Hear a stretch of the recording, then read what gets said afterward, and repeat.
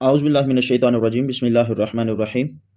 آج ہم سورۃ الاعراف کی آیت نمبر 94 سے شروع کریں گے۔ اللہ رب العزت نے ارشاد فرمایا، وما ارسلنا فی قریۃ من نبی الا اخذنا اہلها بالبأساء والضراء لعلهم يضرعون۔ فرمایا کہ ہم نے جس بستی میں بھی کوئی نبی بھیجا تو ہم نے اس بستی والوں کو تنگی اور تکلیف میں مبتلا کر دیا۔ اس کی وجہ کیا تھی کہ وہ نبیوں کی تکذیب کرتے تھے۔ نبیوں کو جٹلانے کی وجہ سے اللہ نے ان بستی والوں کو تنگی اور تکلیف میں مبتلا کر دیا۔ لعلہم یضرعون، تاکہ وہ فریاد کریں۔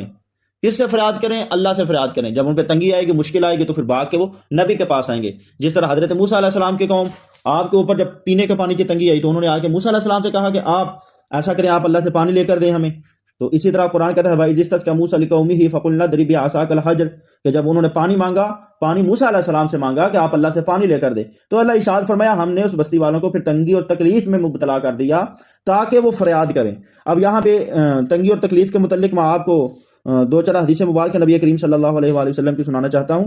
حضرت صہیب رضی اللہ تعالیٰ عنہ آپ بیان کرتے ہیں، یہ مسلم شریف میں مسند احمد میں موجود ہے حدیث مبارکہ، کہ حضرت صہیب رضی اللہ تعالیٰ عنہ بیان کرتے ہیں کہ نبی کریم صلی اللہ علیہ وآلہ وسلم نے فرمایا مومن کے حال پر تعجب ہوتا ہے۔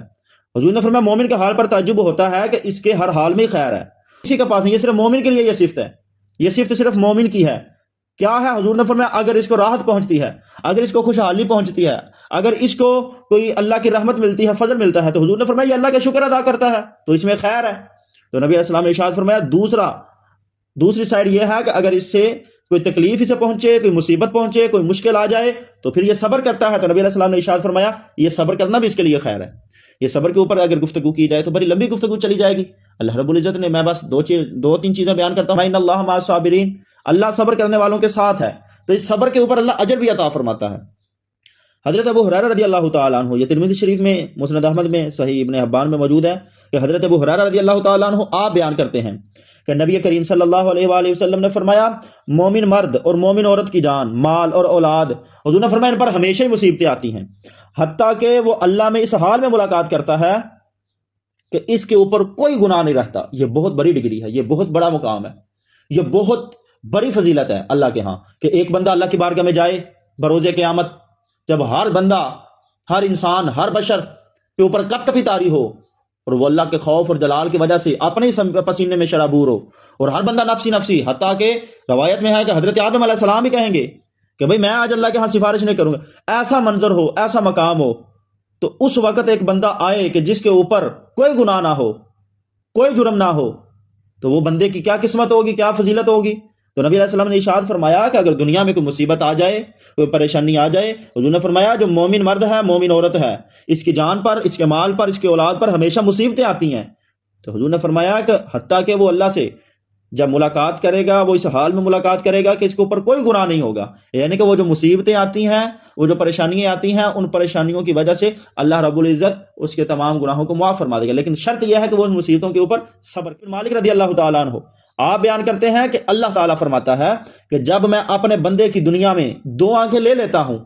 یہ بخاری شریف میں موجود ہے، ترمذی شریف میں موجود ہے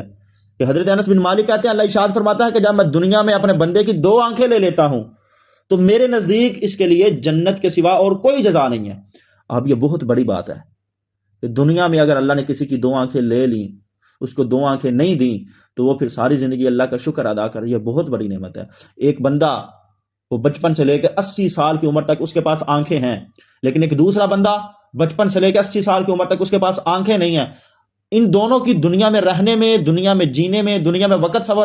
سرو کرنے میں، اور دنیا میں اپنے معاملات طے کرنے میں، علم حاصل کرنے میں، روزی کمانے میں، کام کرنے میں زمین آسمان کا فرق ہے۔ آنکھوں والا بندہ ہر کام بآسانی کر سکتا ہے، وہ دنیا کی رنگینیاں بھی دیکھ سکتا ہے، وہ دنیا میں آسائشیں بھی دیکھ سکتا ہے، وہ دنیا میں اپنی مرضی کا ہر کام، لیکن جس کے پاس آنکھیں نہیں ہیں وہ نہ تو مزدوری کر سکتا ہے، وہ نہ تو اس طریقے سے علم حاصل کر سکتا ہے، وہ نہ تو اس طریقے سے اپنے بچوں کی پرورش کر سکتا، وہ اس طریقے سے اپنی زندگی بسر، لیکن اس کا قصور کیا؟ آنکھیں تو اس کو اللہ نے دی، اس کو نہیں دی، تو یہ اللہ رب العزت نے اس کے لیے جزا رکھی ہے۔ حضرت انس بن مالک کہتے ہیں کہ دنیا میں اللہ ارشاد فرماتا ہے کہ اگر دنیا میں اپنے بندے کی دو آنکھیں لے لوں تو میرے نزدیک سوائے جنت کے اس کی کوئی جزا نہیں ہے۔ یہ پہلے امتحان تو بہت بڑا اس کے لیے، بہت بڑا امتحان ہے اس کے لیے، کہ اس نے دنیا میں سرو کرنا ہے، اس نے دنیا میں رہنا ہے، اس نے معاملات دیکھنے ہیں، معاملات کرنے ہیں، اس کی رشتہ داریاں ہیں، اس کے دوست احباب ہیں، اس نے محفلوں میں بیٹھنا ہے، مجلسوں میں بیٹھنا ہے، دنیا میں کہیں آنا جانا ہے، حتیٰ کہ جب آنکھیں بند کر کے بندہ اپنے ہی گھر میں چل نہیں سکتا، تو یہ کتنی بڑی مصیبت ہے۔ لیکن اگر مصیبت اتنی بڑی ہے تو اس کا اجر بھی اللہ نے اتنا بڑا رکھا ہے کہ جس مقام کے اوپر لوگ عبادتیں کر کے جائیں گے، صدقے دے کے جائیں گے، حج کر کے جائیں گے، زکاتیں دے کے جائیں گے، متقی پرہیزگاری کر کے جائیں گے، یہ بندہ اب گناہوں سے بچتا رہے، صبر کرتا رہے، اللہ کا شکر ادا کرتا رہے، تو اللہ اس کو وہ مقام جنت میں عطا فرما دے گا۔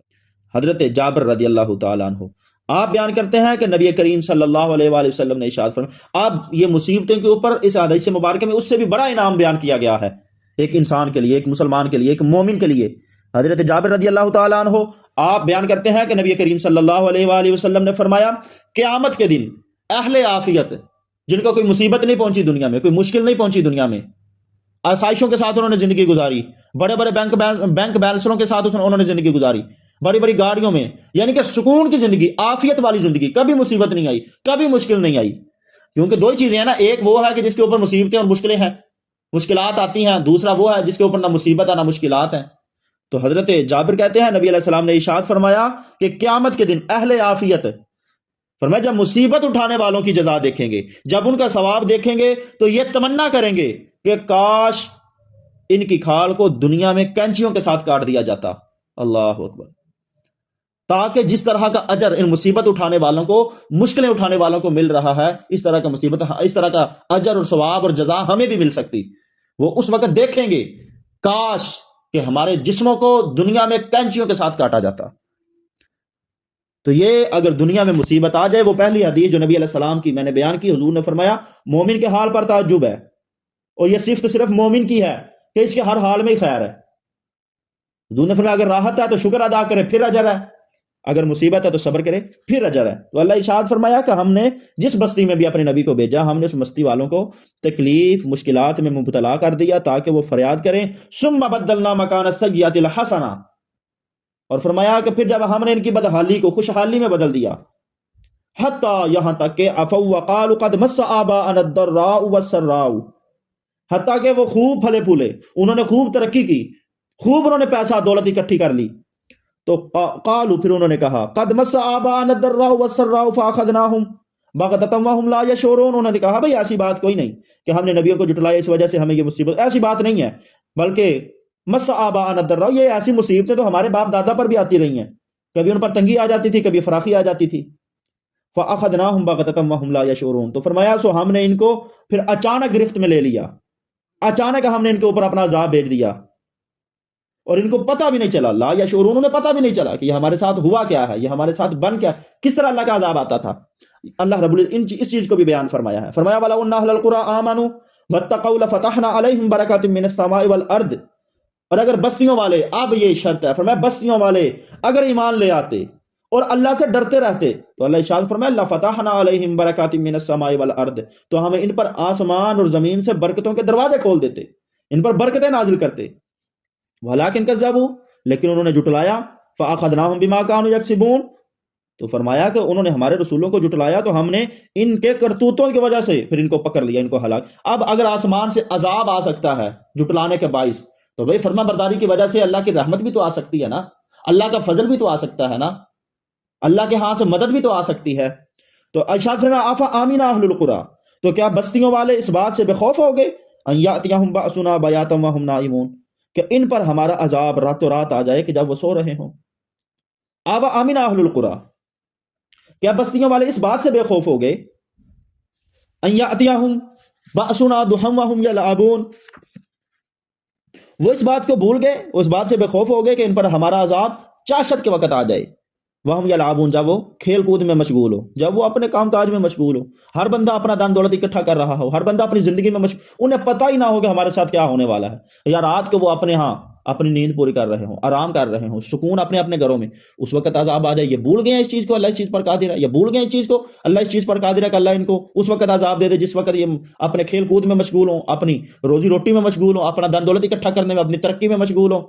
آفا امن مکر اللہ، تو کیا وہ اللہ کی خفیہ تدبیر سے بے خوف ہیں؟ فلا یامن مکر اللہ الا القوم الخاسرون، حالانکہ اللہ کی خفیہ تدبیر سے صرف وہی لوگ بے خوف ہوتے ہیں جو تباہ و برباد ہونے والے ہوتے ہیں۔ اللہ اکبر۔ ہر وقت اللہ